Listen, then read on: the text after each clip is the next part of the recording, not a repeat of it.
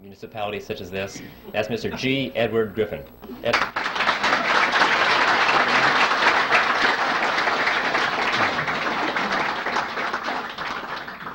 Well, thank you, Mike, and thank you, ladies and gentlemen. I don't know how to take that remark about age. You know, when Bill Jasper stands up and they announce him as the senior editor for the magazine, I know I'm in trouble. Well, we have a lot of material to cover, so I think I'll just sort of jump into this as quickly as possible. I need to warn you about something, though. Since this is being videotaped tonight, and we have a limitation on the length of the time on the videotapes, I have been instructed to divide this into two parts. The first part will last approximately 45 or 50 minutes long, and then we'll take a short break, I'm told, while they change tapes. And the next part we deliver next month. No, they're just a few minutes break, and then we'll continue with part two. So I want you to know that's coming up. So, okay, now to the topic. Are you ready for this? Okay, so am I. So let's start with history. We'll go back to the 1st century BC, to a tiny kingdom called Phrygia. And it was in that kingdom that there lived a philosopher by the name of Epictetus. And it was Epictetus who said, "Appearances are of 4 kinds. Things either are as they appear to be, or they neither are nor appear to be, or they are but do not appear to be, or they are not and yet appear to be." Don't worry, no quiz on that. Well, that's what he said. When I read that statement for the first time, I thought to myself that surely if Epictetus were alive today, he would undoubtedly be a Harvard professor of money and banking. Because this is the kind of explanation we get, isn't it, when we try and figure out what's going on in the economy, or what's going on with the Federal Reserve System. See, what Epictetus did is what is so commonly done with the experts in this field, is he took a relatively simple concept, but by the time he was through explaining it to us, we didn't have the foggiest idea what he was talking about. All he said, basically, was that appearances can sometimes be deceiving. That's all. We all know that.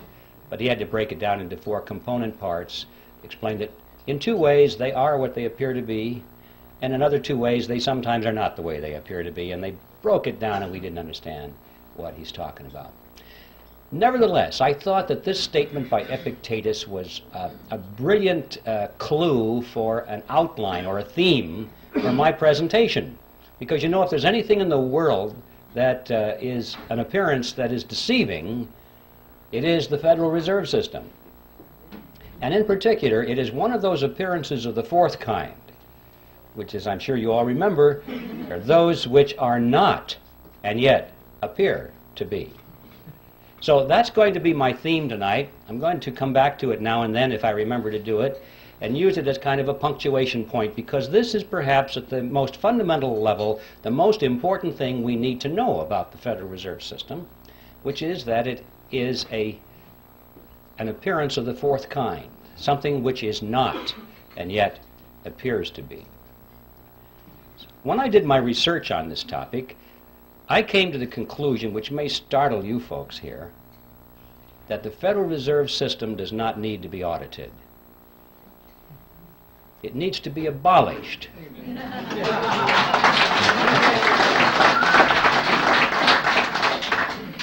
And the reason I say that is because I'm sure that if they audited the Federal Reserve System, they would find out that it's doing exactly what it's supposed to do. There's no secret there.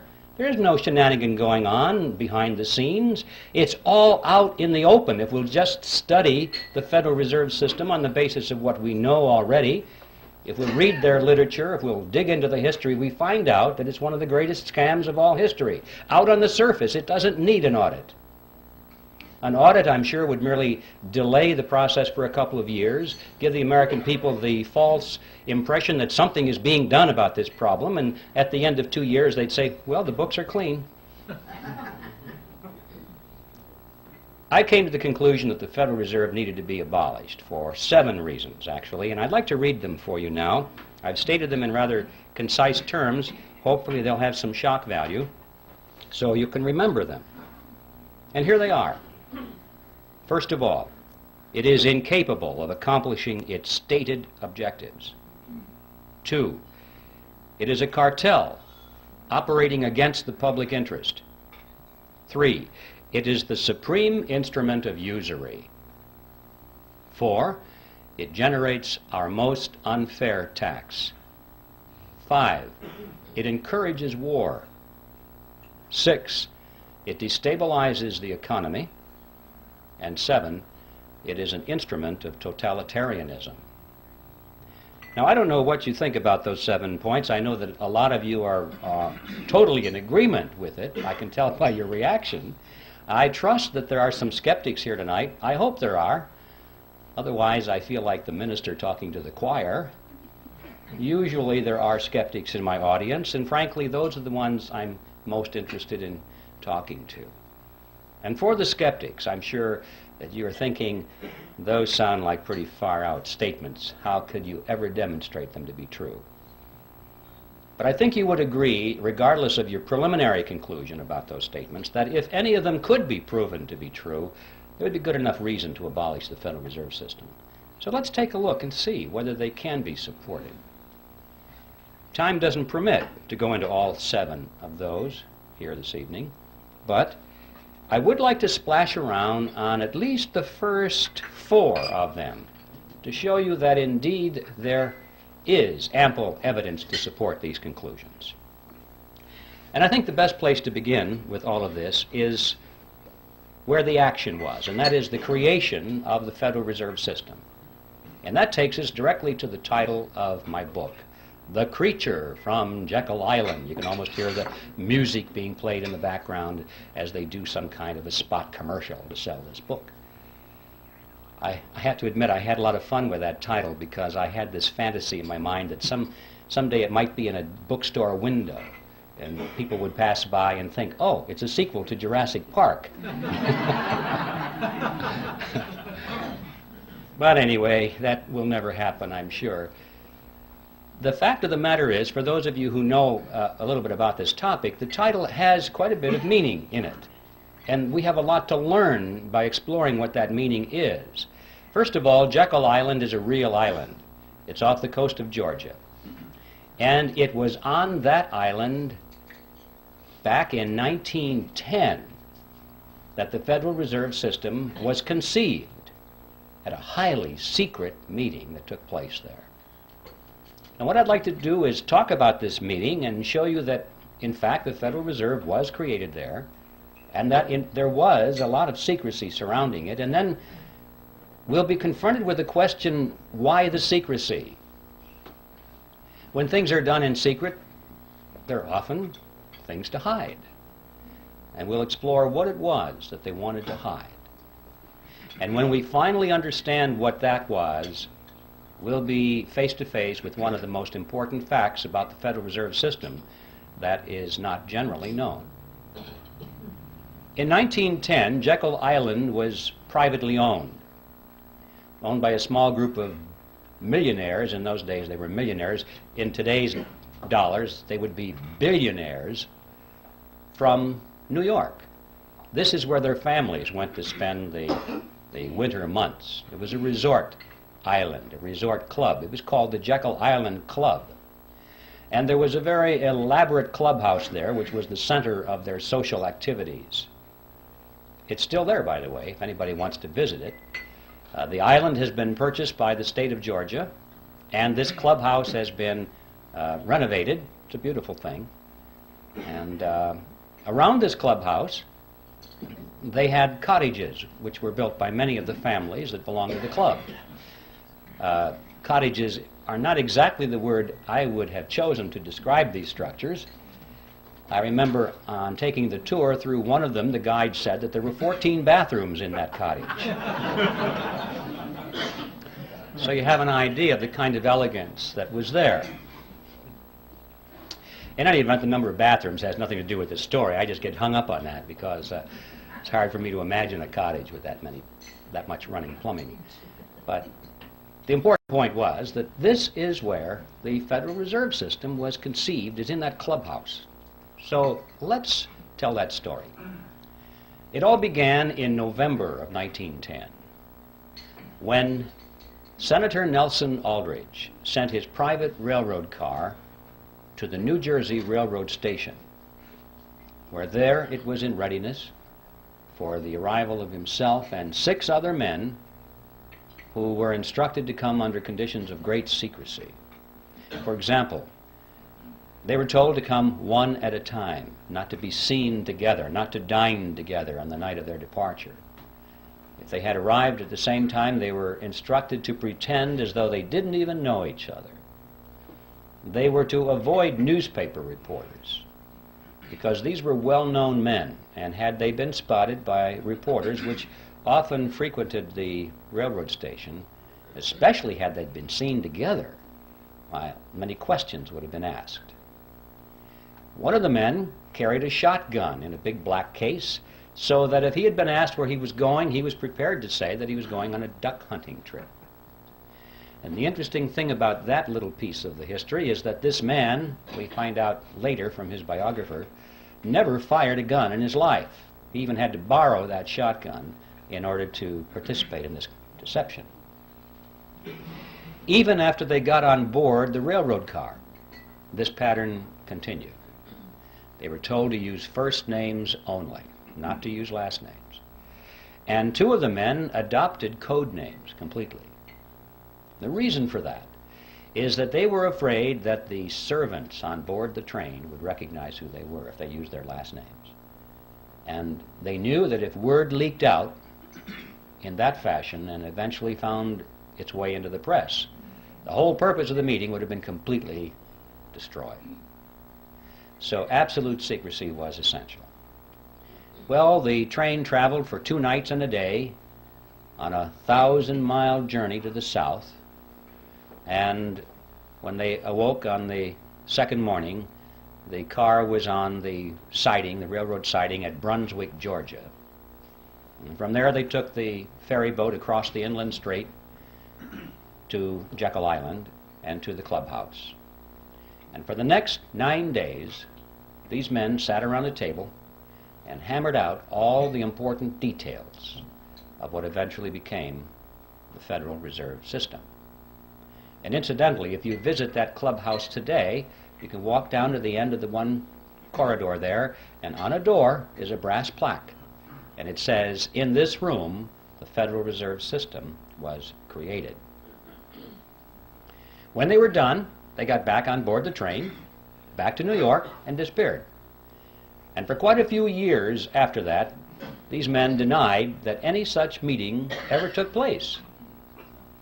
It wasn't until after the Federal Reserve was firmly established that only then did they begin to talk openly about it. They wrote books on it. One of them wrote a magazine article, and they gave interviews to newspaper reporters. And so now, many years later, it's possible for us to go to the public record and find in print detailed descriptions of what happened at that meeting. Well, who were these men? The first one I've already mentioned, the one with the railroad car, Senator Nelson Aldrich, who was the Republican whip in the Senate. He was also chairman of the National Monetary Commission, which was that special committee of Congress which was created for the purpose of proposing legislation which was to reform banking. That was the idea. Banking needed reform. And the American people were greatly concerned in those days over things that were going on in the banking industry. People were losing their money in the banks because they weren't keeping their promises to hold their deposits in reserve. There were runs on the bank and the banks couldn't pay the people back. But most of all, they were concerned over the concentration of financial power that was in the hands of a small group of very powerful and large banks in New York on Wall Street. This is what they called the money trust.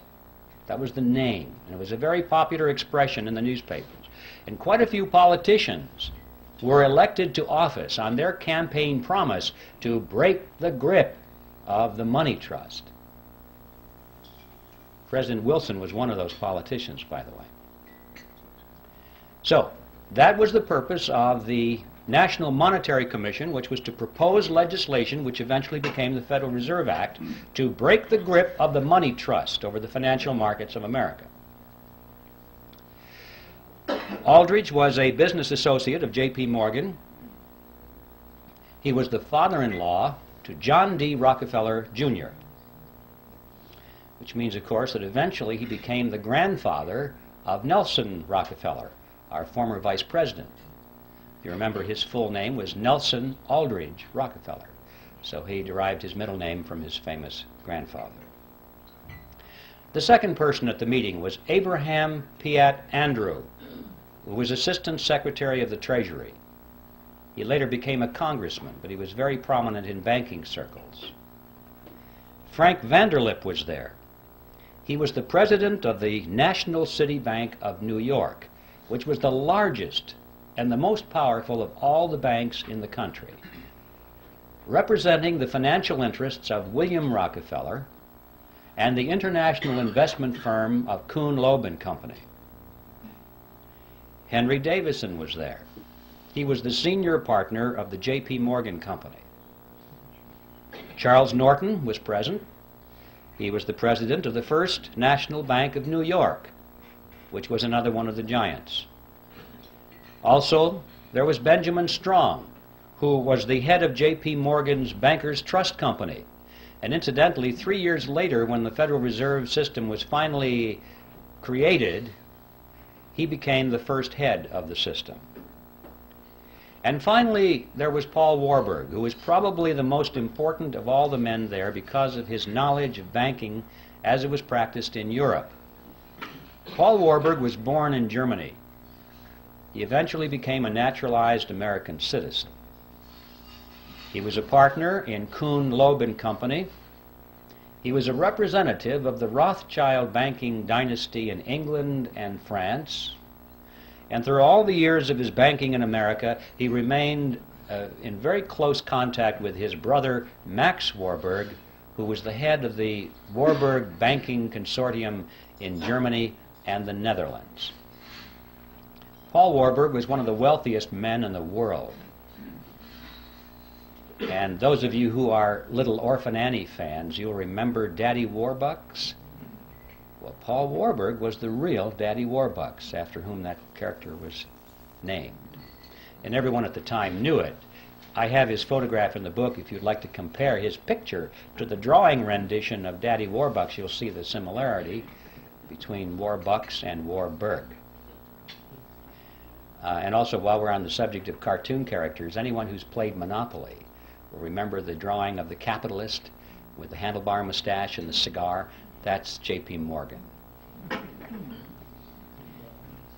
Those are the 7 men who were on Jekyll Island, and as incredible as it may seem, they represented approximately 1/4 of the wealth of the entire world.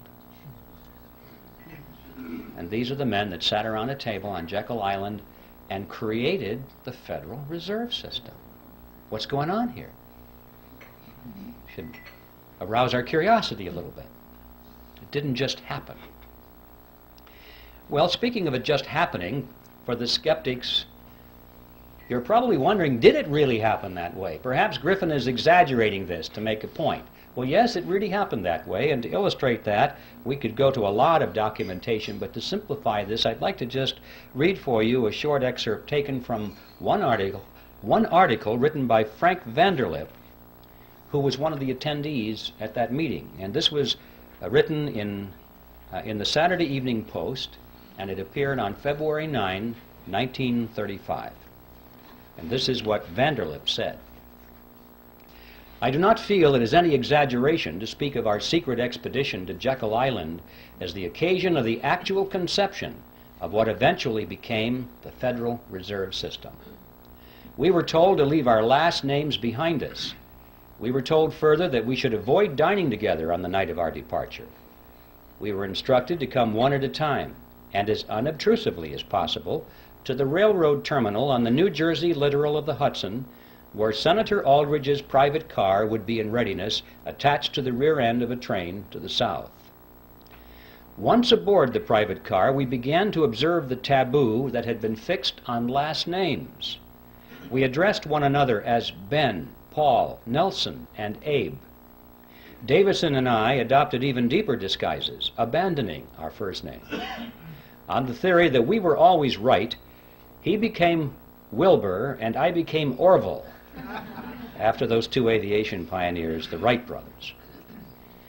The servants and train crew may have known the identities of one or two of us, but they did not know all, and it was the names of all printed together that would have made our mysterious journey significant in Washington, in Wall Street, even in London. Discovery, we knew, simply must not happen. Well, why? What's the big deal here? What's wrong with a group of bankers getting together in private and talking about banking or banking legislation? And the answer to that question is provided by Vanderlip himself in the same article. He said, "If it were to be exposed publicly that our particular group had got together and written a banking bill, that bill would have no chance whatever of passage by Congress." Why not? Because the purpose of the bill was to break the grip of the money trust. And ladies and gentlemen, it was written by the money trust. It's as simple as that. Had that fact been known from the very beginning, the public would never have accepted it as a means of breaking the grip over the money trust. And we would never have had a Federal Reserve System because the scam would have been exposed from the beginning. This was like having the fox build the hen house and install the security system.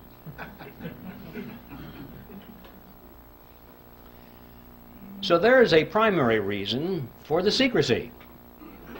And it's a fact that most Americans have not even considered, that there might have been some kind of deception, massive deception, at the very inception of the Federal Reserve System, and for a very good reason. But there's more to it than that, a lot more than that. Consider the composition of this group and the financial powers they represented. Is there anything strange about that mixture? Here we had the Rockefellers, we had the Morgans, Kuhn, Loeb and Company, the Rothschilds, the Warburgs, all in one room for 9 days plus 2 days on the train, coming to an agreement. What's going on here? Anything strange about that mixture? Well, ladies and gentlemen, these were competitors. These were the giants in the field which prior to this period had been beating their heads against each other for dominance in the marketplace, for dominance in the financial markets of the world, not only New York, but Paris and London, everywhere. Competitors. This is extremely significant because it happened at precisely that point of American history when business was undergoing a major ideological transition. Prior to this period, America had grown and prospered and surpassed all the countries of Europe as an industrial and economic power because it adhered to the principle of free enterprise competition. And it was in this period that a rapid transition was taking place to the concept of monopoly and cartel. Going back, in fact, to the old world concept which had held Europe back for all these years. Monopolies and cartels were becoming the order of the day in America. It was John D. Rockefeller I who said it. He said, "Competition is a sin." He believed it. All of his biographers quote him on that one, by the way. And he and others of these industrialists of the period were devoting all of their time to the elimination of competition. They did not believe in free enterprise competition at all. They knew that the road to riches and power was through the elimination of their competition. And if they couldn't beat their competition out, then they tried to buy them up. If that didn't work, they joined with them in a shared monopoly, and that is a cartel, a shared monopoly. Perhaps I should define that word in more detail so at least you'll know what I'm talking about when I use the word. A cartel is a group of independently owned businesses which come together for the purpose of reducing or eliminating competition between themselves so that they can enhance their profit margins or secure their position in the marketplace. And they do this by price fixing. We won't compete on price. Or they divide up geographical markets or products and services. For example, if we were forming a cartel here, I might say, well, I get the north and you get the south. We won't compete. Or I might insist that I get to produce the gizmo, but you can produce the widget. And we won't compete. Or we'll share patents and processes. We won't compete. And every time we agree to eliminate one area of competition between ourselves, we move closer and closer together until finally we are as one industry insofar as the marketplace is concerned, even though our component parts are independently owned. And that is a cartel. And so that enhances our profits. We can get more for our products and services than we could in the arena of free enterprise competition. And of course, the other side of that coin is that the public pays more for those products or services than they would otherwise. And that is just as true in a banking cartel as it is in any other kind of cartel.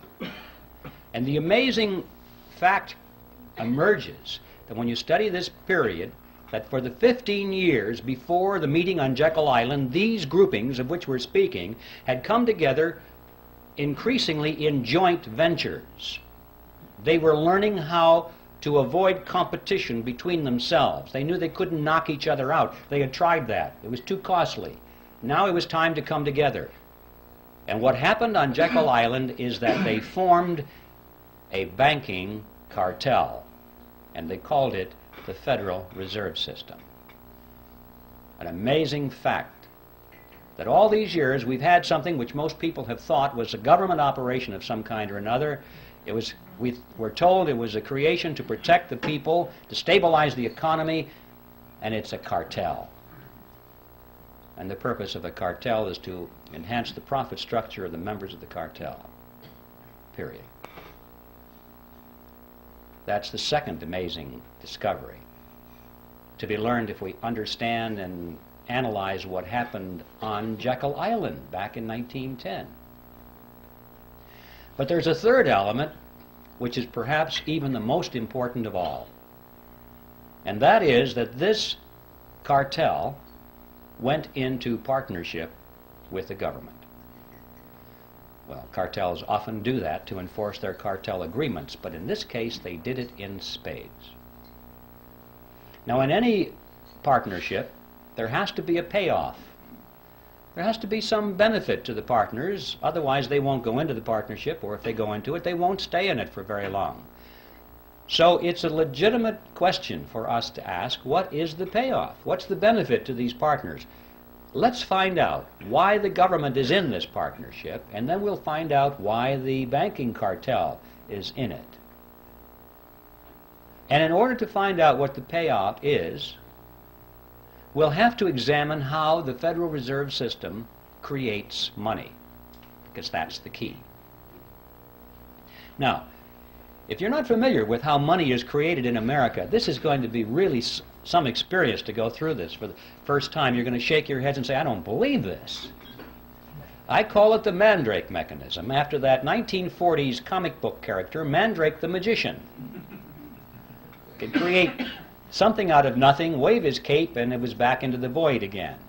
That's the Federal Reserve System.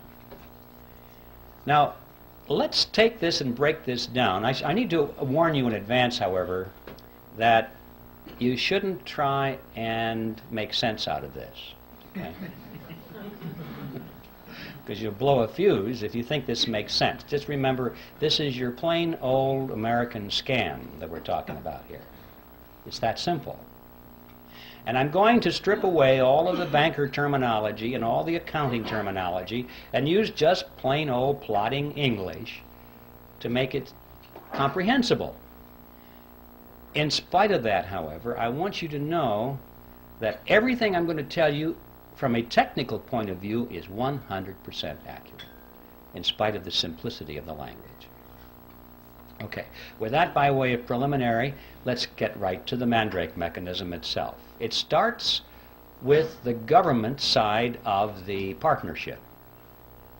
It starts in Congress, when Congress is spending money far and beyond what it takes in taxes.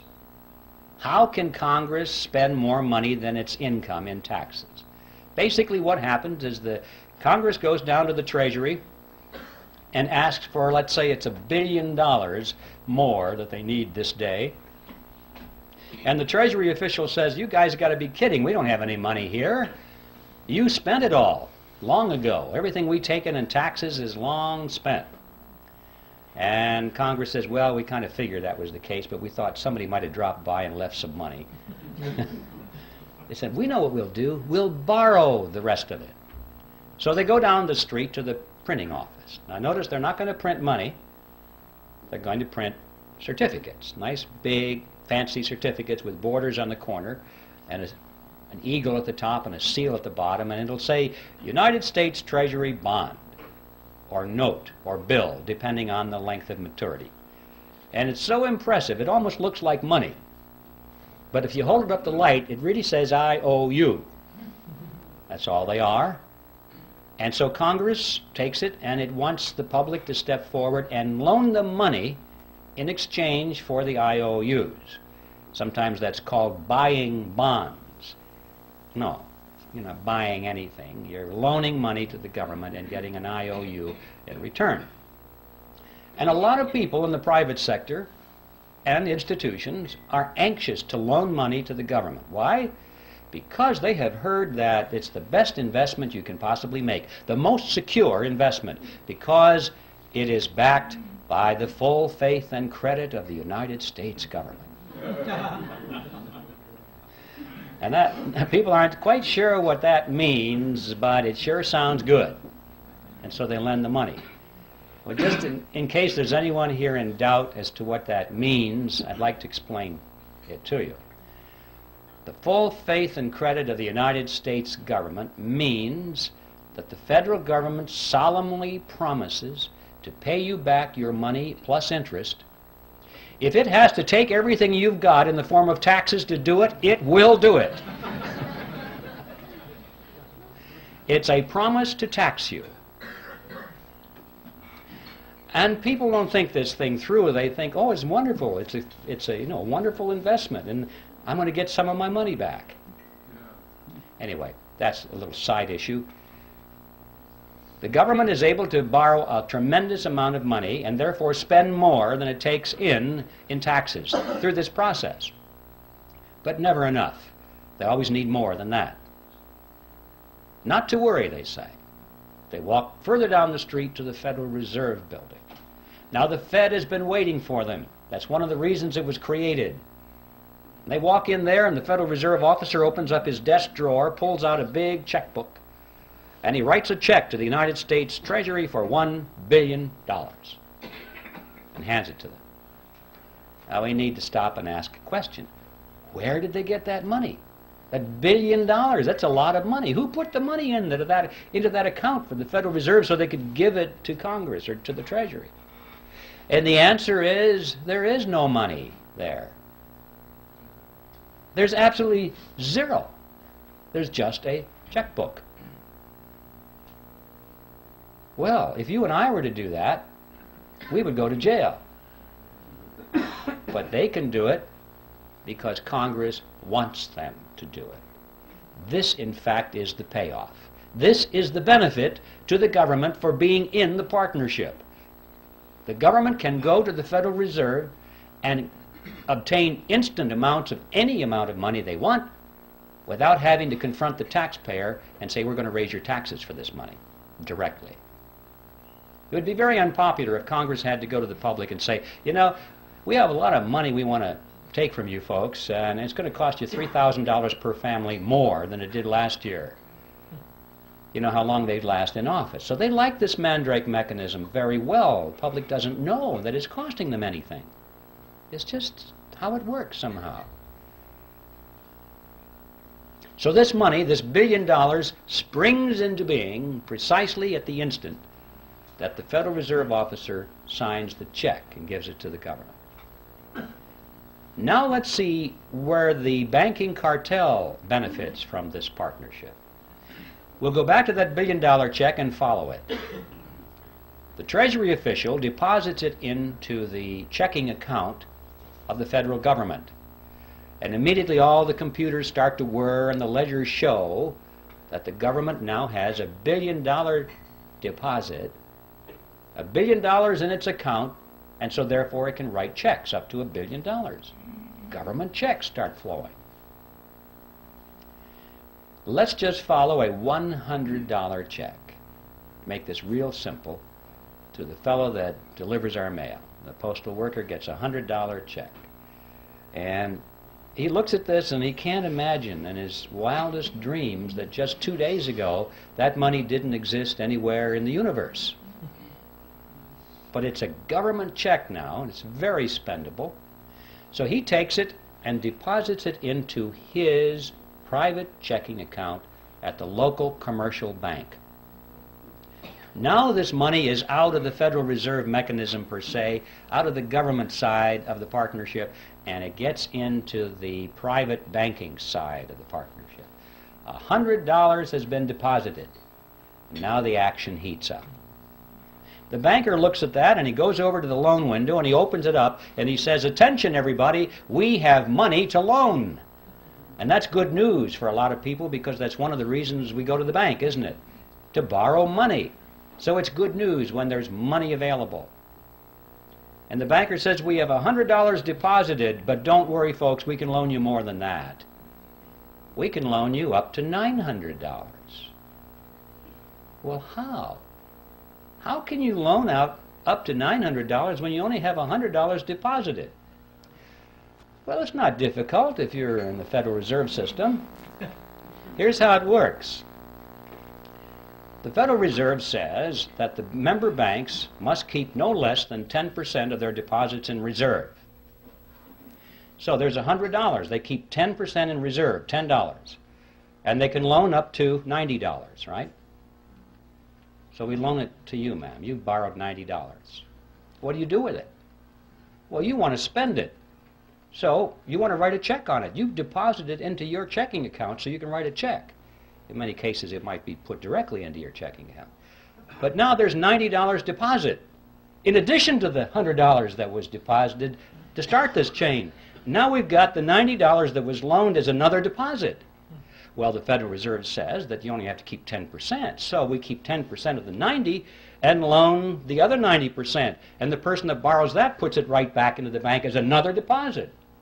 Well, the Federal Reserve says you only have to keep 10%, so you know, this goes around and around and around to the revolving door until finally the whole action is played out. And the bottom line is when that $100 deposit comes in from the postal worker, the banks, in essence, can loan up to $900 because $100 is the reserve, and that's 10% of 1,000, so they can loan the balance, or the difference, which is $900. Now, where does that money come from? Well, same place. It springs into being precisely at the point where the loan is made. It didn't exist before, anywhere. Now notice the important thing here. The money that's created out of nothing and given to the government spends for its purposes. But the money that's created out of nothing by the banks is not spent by the banks, it's loaned by the banks to you and to me, and we pay interest on it. Not too shabby. Interest on nothing. I wish I had a magic checkbook like that, where I didn't have to have any money, just a checkbook. And I could write checks, $10,000, $20,000, $100,000 all day long and loan them to you folks, and you pay me interest on it. You see? Not too shabby at all. This, in fact, is the payoff to the commercial banks in the cartel. This scam has become legitimized by law. And we're told it's a wonderful thing. We think our banking system is wonderful. but it's a scam.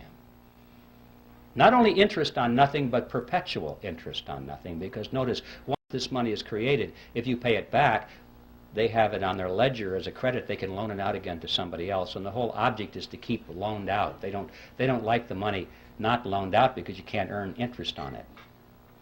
When it's in the inkwell, it doesn't do them any good. So remember, there's nothing here except ink in the well or electronic impulses in the computer.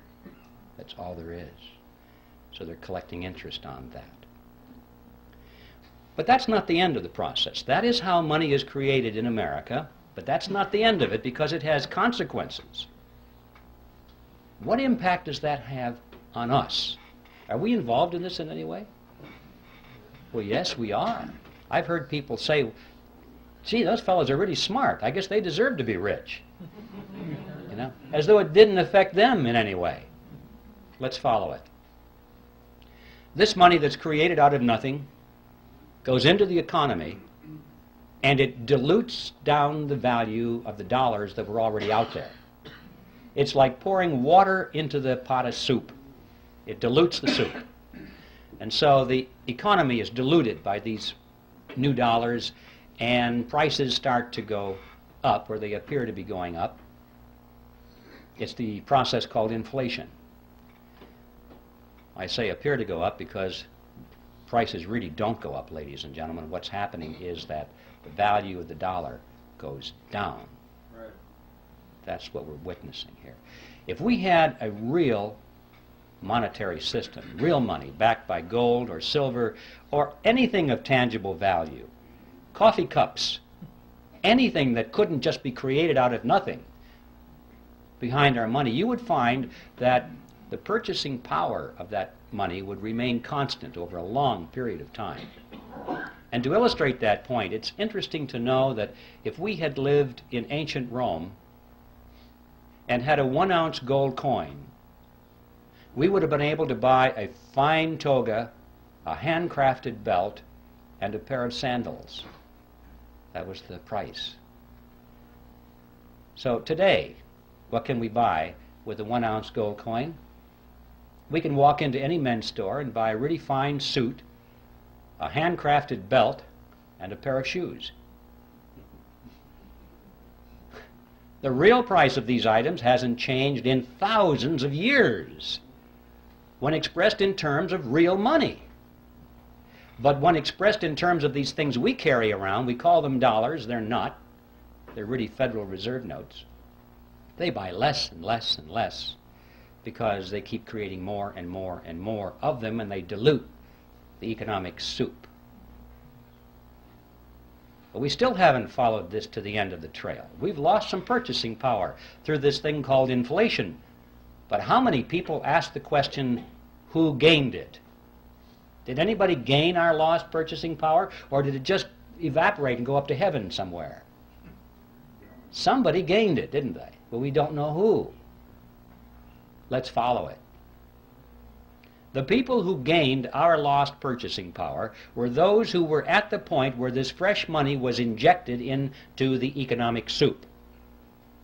Those at the nozzle get dollars that look the same as all the other dollars, and they have them first, and they can spend them at full purchasing power. But by the time the person who gets those dollars then gives them to the next person and the next person, it goes out toward the edge of the pot, where most of us are, and it gets diluted down. But the ones up there at the nozzle are the ones who have gained our lost purchasing power. Who are they? Well, we know that the government is one of them.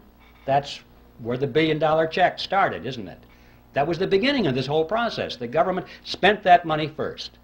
And then, of course, those who work for the government and those who have government contracts and those who get grants and so forth get the next wave, and they're not doing too bad either, and it starts out from there. But what about on the banking side?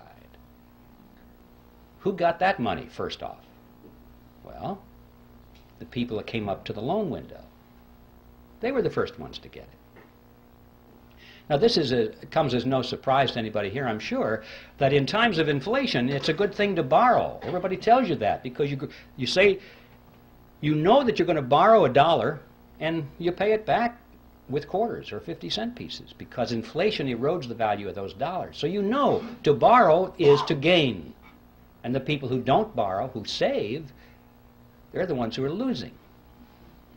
But notice, however, that this gain that the borrower gets, he has to turn right around and give to the bank in the form of interest on nothing. So he doesn't really gain at all. It appears to be gain, it's paper gain, but his gain actually goes back to the bank as interest on nothing. Now yes, during times of inflation, his paper assets expand. Golly, this real estate looks like it's worth a lot of money right now, but then the economy contracts, and he's wiped out. He doesn't have anything. And notice that when you go to the bank and you go to borrow some of this nothing money, did they expect nothing from you in return? No. They want you to sign over and pledge as collateral your car, your house, your assets, hard assets, not nothing assets. So when the economy contracts and you can't continue to make those payments, they get your marbles. So the bank will do all right, whether it's expansion or contraction. So what's the answer to the question? Who gains? Who got your lost purchasing power? Big surprise, ladies and gentlemen. The two members of the partnership called the Federal Reserve System. It's the government and the members of the banking cartel. Those are the ones who got your purchasing power. Now there in a nutshell is an overview of the Federal Reserve System. And I guarantee you, ladies and gentlemen, you're not going to read this in any textbook on the subject. And I can also tell you that you now understand everything there is of importance to know about the Federal Reserve System. The payoff on the government side is that they're able to tax their people, and don't forget inflation is a tax.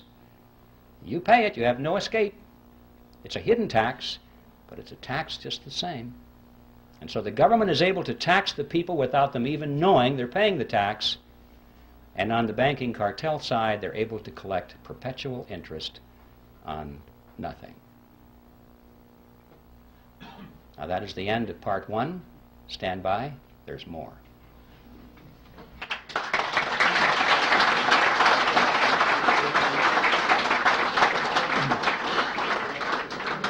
Ladies and gentlemen, we'll take a 5-minute break. Okay, ladies and gentlemen,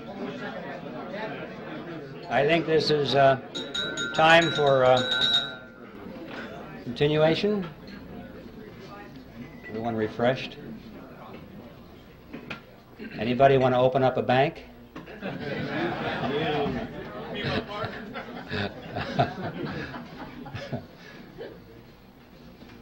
All right, part two. We'll go back to Jekyll Island. We have much to learn there. In fact, if we just analyze what happened on Jekyll Island, we can figure out almost everything that's going on today, even though that happened back in 1910. And one of the things that they had to resolve there was what to call this creature of theirs. This partnership between government and the commercial banks was not new with the Federal Reserve System. In fact, this concept was created back in Europe in the 16th century, and it was perfected with the Bank of England in 1694. This is the kind of thing from that date forward that all of the governments of Europe adopted. Now, they didn't call it a mandrake mechanism like I do. They called it a central bank. Now, that's the technical name for this partnership. If you want to look this process up in a textbook or an encyclopedia, you'll find it listed under central bank. So the central banks were created in Europe in the 16th century. There's very good reason for that. The kings and the princes of Europe discovered from hard experience that they could raise the taxes of their subjects only so far, and then there was a ceiling. They had a tax revolt on their hands. There was resistance, and they had real revolution or revolt on their hands, and they tended to lose their jobs or their heads. So that was it, folks. 40%, 43% seems to have been the natural limit. However, once they got the central bank mechanism worked out, this was a whole new ball game. Now the lid was off, and they were able to collect 50%, 60, 70, and in some cases 80% of everything that their subjects produced. And their subjects did not revolt, did not resent it even, because they didn't know that they were paying this tax through a process called inflation. All they knew was that the prices were going out of sight, and they had no inkling that it was their government in combination with the private banks that were taxing them in this fashion. And so, see, this became a method of hidden taxation which has continued to this day to be extremely popular with big spending governments. And so this became the modus operandi in Europe from that date forward. Now, when they met on Jekyll Island, it was very clear in their mind that they were creating a central bank. But they had a problem, what to call it, because Congress was already on record as saying they did not want a central bank in America. I don't think the congressmen really understood what that meant, but they had heard the phrase, and they knew that that's what they had in Europe. And they said, no, when it comes to banking reform in America, we want something that's unique to represent our unique political and economic system. So central bank was out. So what to call this central bank so that no one will know? And they talked about this on Jekyll Island. And this is what they concluded. They said, first, let's use the word federal to make it seem like it's a government operation. Secondly, let's add the word reserve to make it seem like there are reserves somewhere, like it was a banking concept. Third, let's add the word system. And this was very important, far more than we might think today, because remember, the major concern was this concentration of financial power in New York. And they had to sell the American people on the idea that this was a diffusion of power over a system of banks. And so they talked about 10 regional banks, and finally they said, no, that's not enough, we'll have 12 regional banks and diffuse the power away from New York, or at least make it appear that way.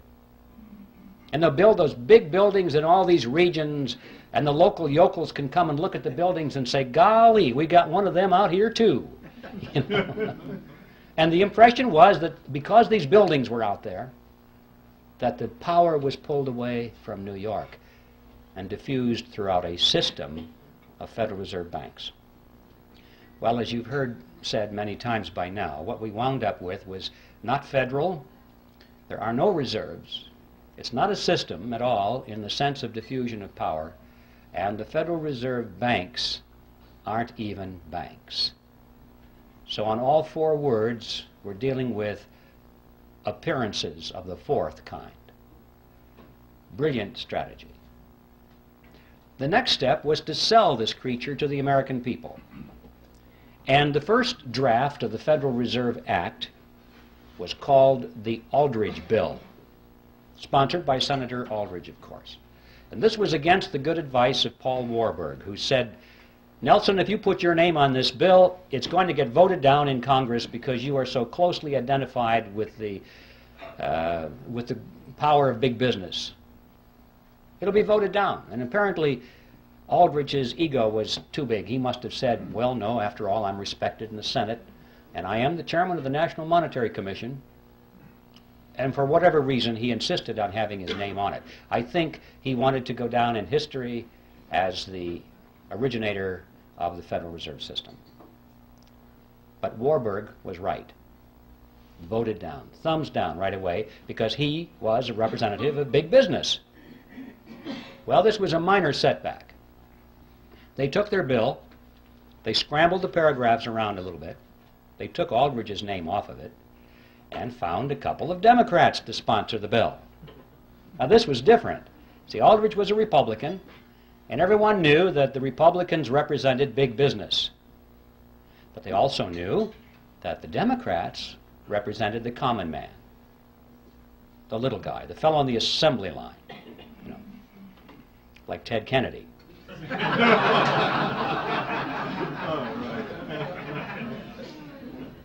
So they found a couple of millionaire Democrats to sponsor the bill. They got Carter Glass from the House and Senator Robert Owen, who was a very successful banker. And now they sponsored the bill. It was the Glass-Owen bill, and this was different. This was a Democrat bill, and it began to receive very popular consideration in Congress. Next, Aldrich and Vanderlip began to give speeches and statements to the press condemning the bill that they had written. They said, this will ruin the banks. This will be terrible for the nation. And by the time this was printed in the newspapers, the average person read that and said, oh, I guess the big bankers don't like this bill very much. It must be pretty good. You know, you have to give these people credit. They were not stupid. They didn't get to be where they were through stupidity. They understood mass psychology, they understood politics, and they played their cards exceedingly well. Next, these same individuals who were condemning the bill were privately financing it. They were behind all the lobbying activities in Washington. They personally paid for the creation of what was called grassroots study clubs that came up all over the country, held public meetings, and disseminated brochures extolling the virtue of the Federal Reserve Act. They gave large amounts of money to some of the better-known universities and created new departments of economics, handpicked their own people to be the professors, to chair those departments, and then those men began to speak publicly and write scholarly essays about how wonderful the Federal Reserve System was. And then, at the insistence of Paul Warburg, who was always the master strategist in this, they added several good provisions to the act. When I say good, I mean provisions which restricted the power of the Federal Reserve System to create money out of nothing. The kind of provisions you and I might have endorsed. And Warburg's associates said, Paul, what are you doing? We don't want those things in there. This is our bill. And his response was classic. He said, relax, fellows, don't you get it? Our object here is to get the bill passed. We can fix it up later. That's exactly what he said. When no one is looking, everyone is focusing on the bill now. Let's get it in. Fix it up later, and indeed he was right. It was because of provisions such as those that they won over the support of William Jennings Bryan, who was the leader of the populist movement, a real defender of the common man, in his mind at least. He looked at that bill, and previously he had opposed it because he said it was the bill of the bankers. They would create money out of nothing, he said. And he looked at those provisions and he said, oh, well, I guess with those in there, I can support the bill. And with the elimination of his opposition, the road was cleared, and it was inevitable what would happen. They did fix it up later. Since the Federal Reserve Act was passed, it has been amended over 100 times, and nobody has noticed. All of those original provisions, which were sound, were long ago removed, and many, many more have been added, which greatly expand the power and reach of the Federal Reserve System. A big bunch was added back in 1980. It just extends the power of the federal government to areas that you can't even imagine. We're talking previously about being able to create money out of government debt, American government debt. They can now create it out of foreign debt. Any country in the world. Any country in the world can offer a bond, an IOU, and our Federal Reserve System is now empowered by law to convert that into American money. Even corporate debt, they can convert that into American money. There's no limit whatsoever. And nobody has noticed. So Warburg was right. They fixed it up later. And it's no surprise, therefore, that with this kind of professional deception and strategy, that a great deal of support was gained for the bill. And on December 22nd, 1913, it was passed into law and signed into law the next day by President Wilson. And the creature from Jekyll Island finally moved into Washington, D.C. Well, what did we get? Let's stand back from the creature now a few paces and survey its general form. We got a corporation chartered by Congress, which was given an exclusive franchise to create the nation's money. We got a mechanism whereby Congress has been able to raise unlimited amounts of taxes through inflation without the American people even knowing that they're paying the tax. And we got a mechanism whereby the banks can earn perpetual interest on nothing. I'd like to turn our attention now to an intriguing question, which is who owns the Federal Reserve System? You often hear this topic discussed on talk radio. Whenever the subject of money or the Federal Reserve comes up, inevitably somebody will get on the telephone and say, did you know that the Federal Reserve System is not a government agency at all? It's a private corporation. It's run by the private banks, and what we need to do, they'll say, is to abolish the Fed and turn it over to Congress so it can be run for the benefit of the people. Well, I'd like to deal with that because this involves a half-truth and a non-solution. Let's start with a half-truth first. It is true that the Federal Reserve System is not an agency of the federal government. As I mentioned before, it is a corporation chartered by Congress, and like all corporations, it has stock certificates. And these certificates are held, in this case, by the member banks within the system. All the banks, remember this is a cartel, independently owned banks make up this system. They hold the stock certificates. All right. Now up to that point it looks as though this has all the attributes of a privately held corporation, but that's as far as it goes. Because these stock certificates do not carry with them any of the powers of private ownership. For example, the holders of these stock certificates cannot sell them. Well, if you can't sell something, you don't really own it, because that's one of the tests of ownership, is your freedom to dispose of it in any way you wish. Also, the larger banks have put up more capital into the system than the smaller banks. It's not a lot of money, but it's related to their assets. The larger banks put up more, have more stock certificates than the smaller banks. And yet, regardless of that, all of the banks have one vote. So there's another violation of the principle of private ownership. Furthermore, that vote doesn't buy anything of substance. These banks cannot vote for their national management. The Federal Reserve System is run by the Board of Directors of the Federal Reserve System, the National Board, and its chairman, all of whom are appointed by the President. The stock certificate holders have no voice in that whatsoever. The only thing they can vote for are the members of the board of their local regional banks, so-called banks. But guess what? The chairman and the vice chairman of those regional banks are appointed by the national board. Guess what? They can vote for their officers of the regional banks, but they can be overridden.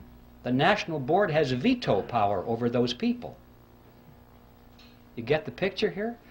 In spite of this sales job, of this diffusion of power over the 12 regional banks, these banks have no power at all. It's all concentrated in the national board. The only thing that the regional banks can do, according to their charters, of any substance, is to set the interest rates within their regions. But guess what? Even that is subject to veto by the national board. So you come to the conclusion that these people at the national board are not authorized to do anything except play golf. See, that's the way it was designed. This fiction of this diffusion of power throughout the system was just to sell it to the American people in 1913. It's a vestige. It serves no function whatsoever today at all, and was never designed to. So we don't have a corporation in the strict sense of the word, a privately held corporation. And we don't have a government agency in the strict sense of the word. So what do we have? Well, the fact is we have a hybrid. It's a mixture. It's half government and it's half private. It is, in fact, exactly what you would expect it to be, considering that it is a partnership between the government and a private cartel. It's half government and it's half private. So this structure is unique to reflect its unique form. But this isn't so important as to who owns it, how many shares of stock, and what the voting is. The question is, what does it do? Insofar as merely abolishing the Fed, as some people have said, many people have said, abolish the Fed and turn it over to the Treasury or turn it over to Congress so it can be run for the benefit of the people. Always make sure you say it's for the people, and that makes it okay. It would do the same thing over there that it does over here. It's not a question of who owns it, it's what does it do, and as long as it is a central bank, which means as long as it has the power and the mandate to create money out of nothing, that's what it's going to do. It's going to create money out of nothing, and I'm sure the same people will run it over there that run it over here. We must remember that all of the central banks of Europe are in fact direct agencies of their respective governments. They are not these hybrid organizations over there that they are here, because there was no necessity to create that myth over there. They just went right for it. It's an agency of the government over there. And they all do exactly the same thing as our Federal Reserve System does here. So you see, just turning it over to Congress without taking away its power to create money out of nothing is a non-solution. And I'm sure that the people who run this would be willing to use the same kind of deception they did back when it was created. They would pretend to resist that idea. They would fight it with all of their might, at least in public, knowing that they could yield on that and have it turned over to the Congress and they'd still have control over it. So that is a non-solution.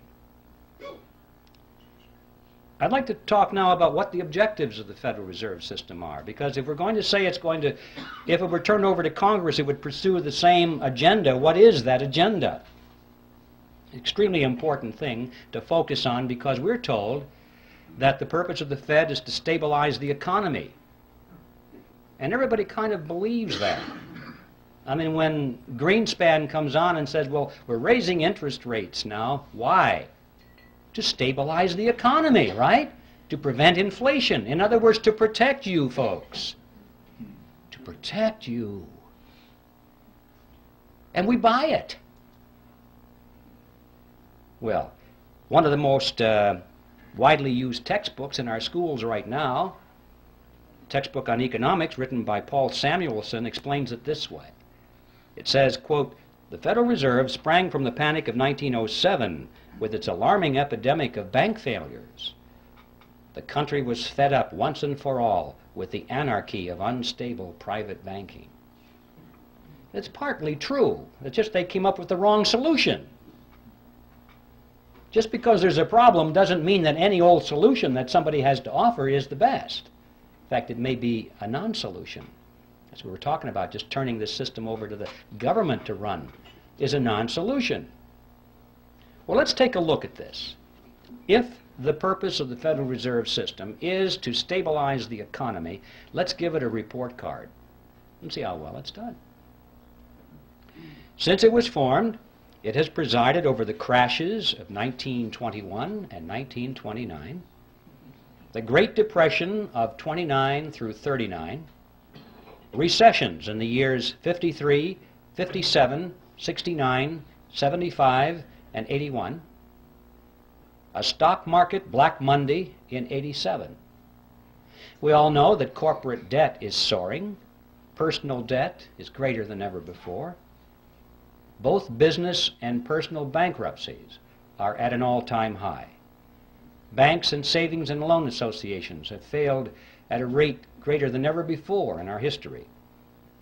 Interest on the national debt is now consuming half of all of our taxes. Heavy industry has been largely replaced by overseas competition. We're facing an international trade deficit for the first time in our history.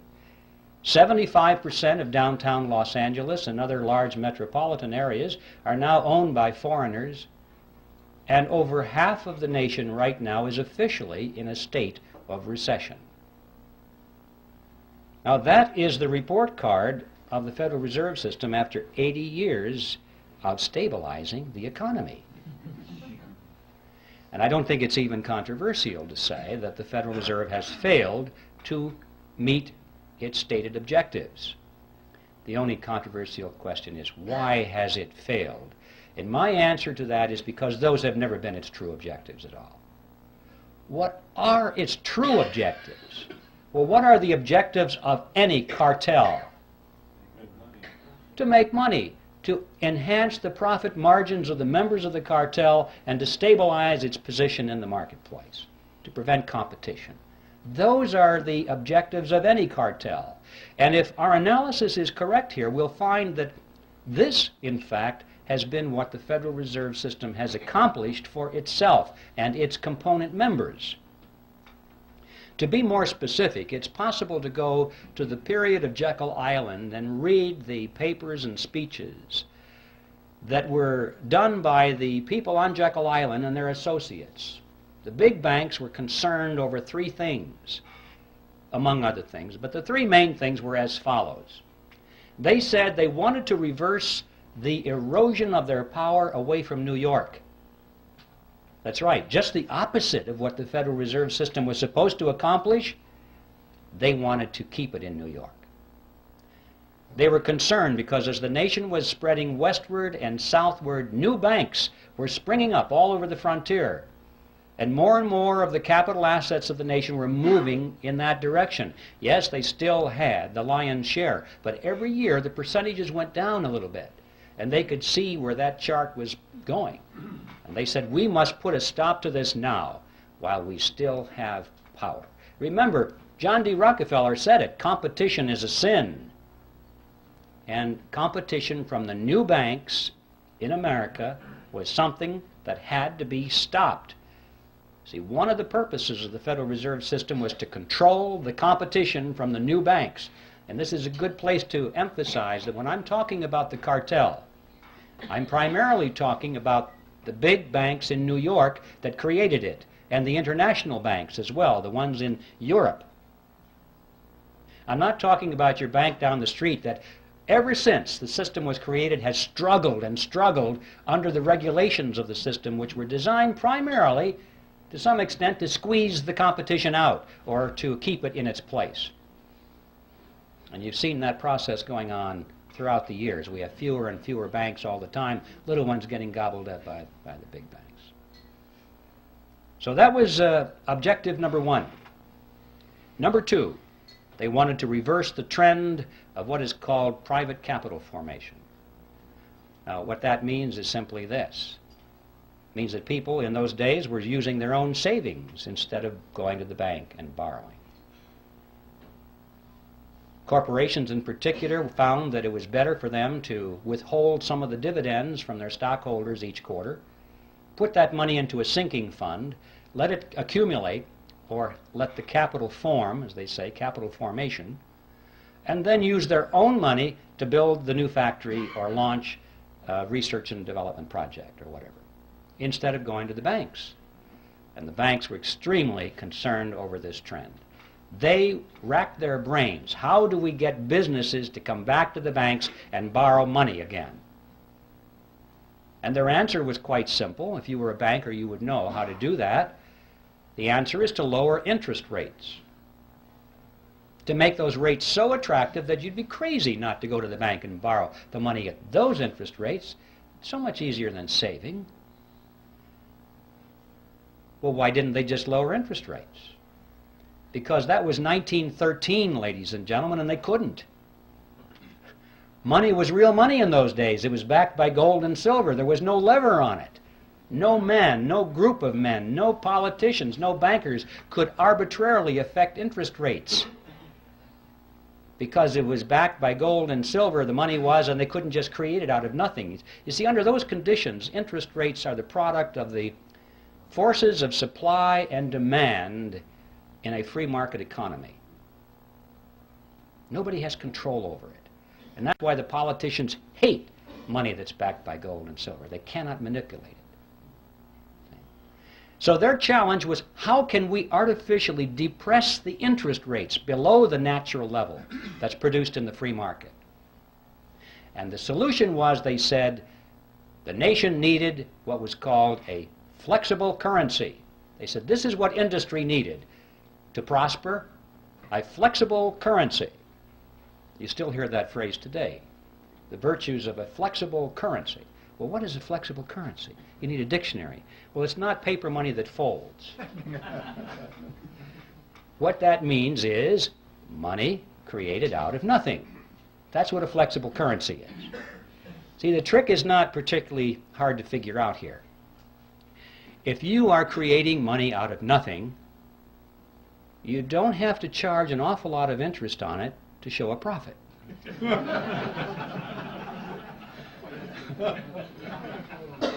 See, it's as simple as that. So, with a flexible currency, now they have a lever on it. And they can jack the interest rates down, down, down, so that it's attractive, and they're still making plenty of profit on it because it didn't cost them anything. And they have reversed the trend toward private capital formation. And the third objective that they spoke about in those days was how to pass on the inevitable losses within the banking system, to pass those losses on to the taxpayer in the name of protecting the people. Now, let's give the Federal Reserve System another report card with these objectives in mind and see how well it has done. Did they keep control over the banking system and the monetary system in New York? And yes, they did. Anyone who knows how the markets function, it has always remained in New York. In fact, it's even more so now in New York than it was then. Yes, there are plenty of large banks in the nation, in the South and in the West, but these are small compared to those giants that are in New York, in fact, that are astride the world, with offices in Peking and Moscow and Africa, everywhere in the world. The giants are in New York, and they have been running the show all of these years. A few years ago, there was a book that appeared on the market called Secrets of the Temple, written by William Grider and published by Simon & Schuster. It was a bestseller, and it was advertised as a scathing attack against the Federal Reserve System. Well, when I heard that, I could hardly believe my eyes and my ears. A scathing attack against the Federal Reserve System, published by Simon & Schuster? Now, this is one of the biggies. I thought to myself, well, a miracle has happened. I guess I don't have to finish my book because it's done. Somebody did it. So I ran down and I got a copy of the book and I went through it, and I was amazed at what I found on 2 points. First of all, I was amazed because Grider had his history very well done indeed. It was accurate. I didn't expect that. I thought it might be a whitewash of some kind. But it wasn't. It was very good. I knew about this because I was right then in the process of researching it, and Grider had it. And on this point of the concentration of power in New York, I'd like to read to you just a couple of sentences from his best-selling book. He's talking about 1913 here, and he said, at the time, the conventional wisdom in Congress was that the government institution would finally harness the money trust, disarm its powers, and establish broad democratic control over money and credit. The results were nearly the opposite. The money reforms enacted in 1913, in fact, helped to preserve the status quo, to stabilize the old order. Money center bankers would not only gain dominance over the new central bank, but would also enjoy new insulation against instability and their own decline. Once the Fed was in operation, the steady diffusion of financial power halted. Wall Street maintained its dominant position and even enhanced it. Which is true. Now, the second thing that amazed me about his book was his conclusion. After demonstrating that the Federal Reserve System had always acted against the public interest, and that it was designed to do that from the beginning, what do you suppose his conclusion was regarding what we should do about it? Abolish the Fed? No, nothing that extreme. Well, how about a major overhaul? No, not necessary. He said, you see, folks, it's all so complicated. But we're learning as we go, and we're getting better at it. Relax, everything's under control. All we need now are wiser men. Well, there you have an interesting situation. You see, that's the kind of powder puff solution that it takes to be published by Simon & Schuster or any of the other major publishing houses which are firmly locked into the financial web of the money trust in Wall Street. There's no way in the world that these major media outlets are going to allow anybody to come up with a real solution to the problem. Now, I need to digress here just for a second because we have a lot to learn from this, not just in the field of the Federal Reserve System, but in many other areas of concern to our nation in these critical days ahead. It's not enough just to point with alarm. It's not enough just to say, well, this is historically true, and it's not enough to lead the charge if you don't lead it anywhere. See, these people don't care how much you expose their scams or their conspiracies or their plots if you have no solution. If your only solution is, well, now I told you about it, now just vote Republican, you know? If that's it, nothing's going to happen, is it? Till we look behind party labels. In other words, wiser men, whatever that means. This is controlled opposition, ladies and gentlemen, and it's something that's been going on for a long time. These people are smart enough. Remember, they sold this Federal Reserve System in the face of opposition, and they did it by deception. They're smart enough to control their own opposition or to create their own opposition if necessary, so they can lead it nowhere.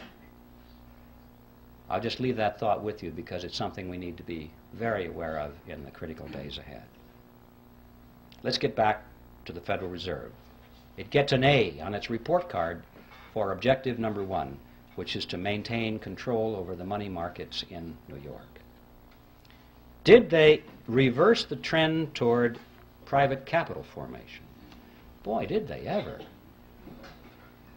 With interest rates brought down periodically to such attractive levels, individuals and corporations have been enticed away from saving their own money and going to the bank. You'd be a fool not to get that money at those low interest rates. Of course, then the economy contracts and things go a little sour now and then, and the fruit falls from the tree, and they pick it up. They get all your marbles. They get all your assets, your houses, your cars, your factories, your stocks, and your bonds. That's one of the reasons we've had so many bankruptcies in the decades past. Even those companies today which are hanging in there by the skin of their teeth because it's all they can do to make payments to service their debt to the banks. Notice that many of those companies are now sending more money to the banks as interest on their loans than they send to their stockholders as dividends on their stocks. Think about that. The banks which created the money out of nothing, no effort at all, no risk really of anything, are making more money out of these giant industries than the people who worked for the money, sacrificed, saved the money, invested it, and risked it. And yet the money is going to the banks. Yes, the Federal Reserve System, in fact, gets an A on its report card for reversing the trend toward private capital formation, and they did it with a flexible currency, just as they had planned to do it. And what about the third objective, which was to pass the losses on to the taxpayers in the name of protecting the people? That is something which I call in my book Operation Bailout, the game called bailout. You may have noticed every time a large bank gets into trouble, not the small banks, they're dispensable. The large banks, when they get into trouble, they're going to be bailed out by the government, which means by your tax dollars and mine, in the name of protecting the people. It doesn't make any difference if it's a private corporation or a city municipality or a third world country, whoever has borrowed megabucks from these banks and now can't service their debt anymore, they have trouble making those interest payments, which is all banks care about. They don't want you to pay back the loan, because they'd have then just the problem of finding somebody else to lend it to. They don't want you to pay back your loan. They want you to pay the interest on the loan and keep those loans going forever. And finally, when people have trouble making those interest payments, and it looks like the bank is going to have to write it off of its books, what happens? They go to Congress. And they say, well, this corporation that's having trouble making its interest payments, we can't let that corporation fold, because look how many thousands of jobs would be lost and people would go on welfare. There would be despair. We must protect the people. Or if it's a third world country that can't make its interest payments anymore, they say, well, we can't allow that to happen. We must make those payments for them in some way or another, because if that venerable bank had to write that huge loan off of its books, it would technically be bankrupt. And if it were bankrupt, it might have to close its doors. If that bank were to fall, it's such a huge bank, it'd be like a domino, and it might knock the other banks down too, and we could have a major economic crisis on our hands, and look how the people would suffer. And so Congress dutifully always responds. Remember, Congress is the partner in this scam. Always rushes in and says, yes, we can't allow those bad things to happen to the people. And so they vote the money to guarantee the loans or make outright payments in some very creative fashions so that the interest can continue flowing to the banks. Some of the more memorable games you may have missed over the recent years: Penn Central Railroad was bailed out in 1970, Lockheed Corporation that same year, Commonwealth Bank of Detroit in 1972, New York City in 1975, Chrysler in 1978, First Pennsylvania Bank in 1980, Continental Illinois, the largest of the banks so far, in 1982, and of course we know how many third world countries out there have had their debts funded. The money comes from the IMF World Bank so they can continue making their payments. And the IMF World Bank gets their money from the Federal Reserve System, and the Federal Reserve System gets it from us in the form of that mandrake mechanism and the hidden tax called inflation, or direct taxes in some cases. The Federal Reserve System gets an A on its report card on all three of its true objectives. My final topic is a short one, and it has to do with usury. An interesting concept. Usury used to be defined in ancient times as interest on a loan, period. Any interest on any loan was usury. Well, it's been redefined in modern times as excessive interest on a loan, in view of the fact that when people earn their money and they save it, they sacrifice the use of it, and then they loan it to somebody else for their venture. They're entitled to some reasonable return on that sacrifice. Some interest return it seems fair and logical to most people. So the question today is excessive interest. What is that? It was Thomas Edison who said, "People who will not turn a shovelful of dirt on the project, nor contribute a pound of materials, will collect more money than will the people who will supply all the materials and do all the work." When I read that, I wondered if that was true. I took my calculator and I ran the numbers. You might try this sometime. If you assume a $100,000 home to be built, and that $30,000 is to go for the land and the architect's fees and the building permits, that kind of thing, $70,000 to go for the actual construction of the house, the materials and the labor. You assume further that the buyer goes to the bank, puts 20% down, takes out a 10% loan for 30 years. Punch in the numbers, and you will see that he will pay to the bank in interest $172,741, compared to $70,000 for labor and materials. In other words, as Edison said, 2.5 times more will be paid to the banks who did nothing than for those who provided all the labor and all the materials. And you may say, well, yeah, that's true, but don't forget the time value of money. Reasonable interest is rational. People need to be compensated for the sacrifice of their money over 30 years. That's a long period of time. Wait a minute. Not this money, ladies and gentlemen. Nobody earned this money. Nobody saved this money. Nobody sacrificed anything for this money. This money was created out of nothing. And I suggest that $172,741 interest on nothing is excessive. I think we need to focus on this issue. We need a new definition of the word usury. Any interest on any loan of fiat money, meaning money created out of nothing. Now this example of $172,741 unearned interest on a $100,000 home is like a grain of sand in the Sahara. Look around the desert. All of the other homes of America, all the factories, all the machinery in the factories, all of the high-rise buildings, the hotels, all the airplanes, the automobiles, the farm equipment, the farm structures, everything that we have, we're looking at a similar relationship here. This is staggering.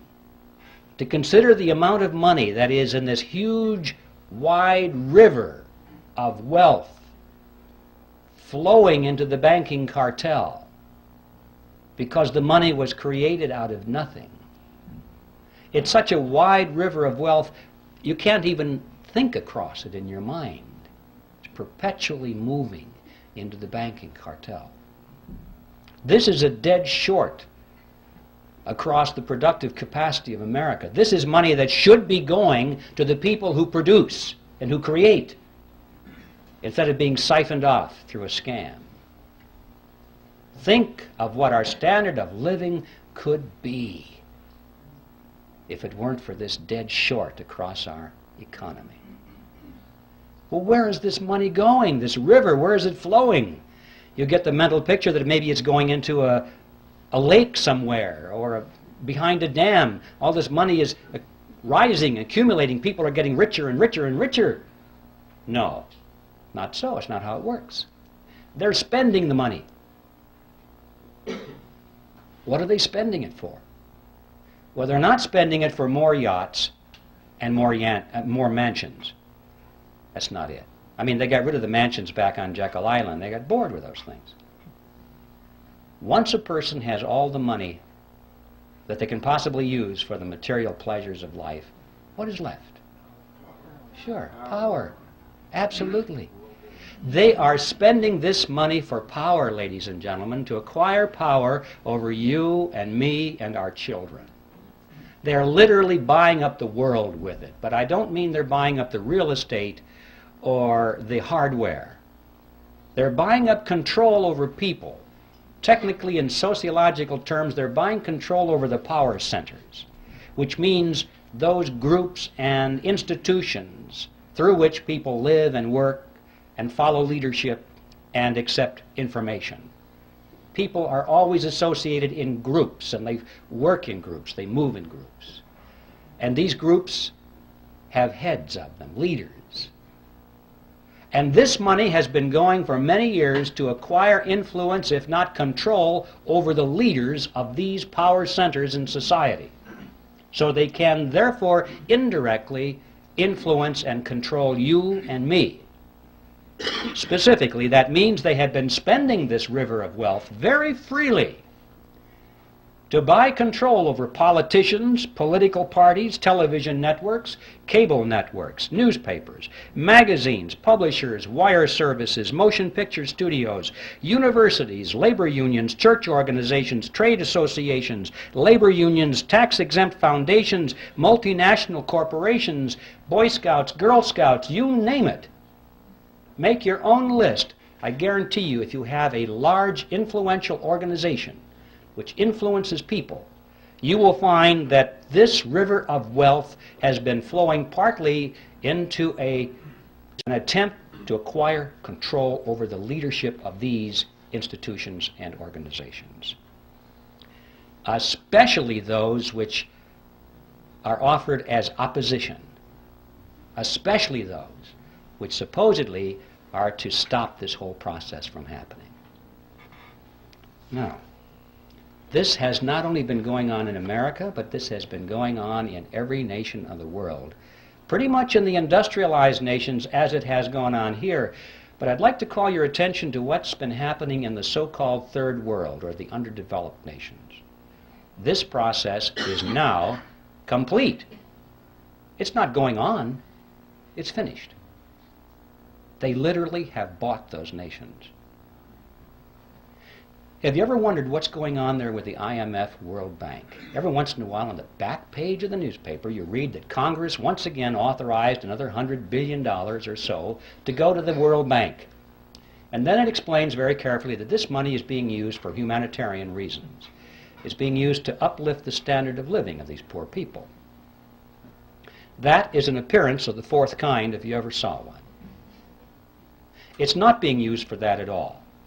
If it is, they're not doing a very good job, because after all these years, you cannot point to one of those countries which has had its standard of living raised one iota by this vast expenditure of money, because it was never designed to do that.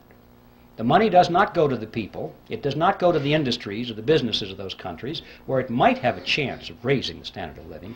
It goes to the politicians, doesn't it? It goes to the governments of those countries, and it is used specifically to perfect and strengthen the control mechanisms over their people. Usually this starts out as an inefficient dictatorship, but by the time they get the UN money, it ends up as an efficient dictatorship. They have a better organized and equipped army. They have a better paid bureaucracy, more people in the bureaucracy. They have more ways of controlling their subjects. They have food chains that they can offer to their friends and deny it to their enemies. This money is used to build totalitarian systems in every country that you want to point to and analyze. You see, these people, these leaders of these countries, for the most part, couldn't care less about the standard of living of their subjects as long as they live well. They live in their mansions, have their yachts, their jet aircraft, and they go to New York and live in the Waldorf Astoria while they attend United Nations meetings. They're very happy with that. They have no ideology. Communism, socialism, fascism, capitalism, what difference does it make? Where's the money? That's it with these people. We know how welfare families in this country can be second, third generation families, and there's no hope at all of getting them off the dole because they can't imagine any other way of life. This happens at the international stage, too. We're dealing with countries now that are second, third, in some cases fourth generation welfare governments. They don't know how to survive unless that money comes free through the International Monetary Fund and the World Bank, means from us. There's no way in the world they're going to break free from that. These countries, ladies and gentlemen, have already been purchased, lock, stock, and barrel, in this fashion, and they are now in place in the New World Order. And they're simply waiting for us to show up. And that's the other side of the coin, because not only does this transfer of wealth to these countries from us not raise their standard of living, but it does in fact help to lower ours. And this too is part of the plan. A strong nation is not a candidate for surrendering its sovereignty. But if a nation can be brought to its knees, if it is hungry, desperate, if it has chaos in its streets, if it has political turmoil, then the people in that nation will much more likely accept any solution that's offered to them by their government or by a world government. If there's anarchy in the streets, as we saw in Watts, in Los Angeles, people were joyous when the soldiers showed up. They were joyous because this now was an end to anarchy. It was a dress rehearsal. They won't care whether the helmets on these people are blue or brown. If it says UN on the side, that won't make any difference. They'll say, thank God for the UN, finally brought and restored peace to our streets. And if people are hungry and they're out of work and they don't know what to do in the economy, they'll be so thankful for a UN monetary unit which has purchasing power a little bit. Thank God for this UN money, because the old American dollars are kaput.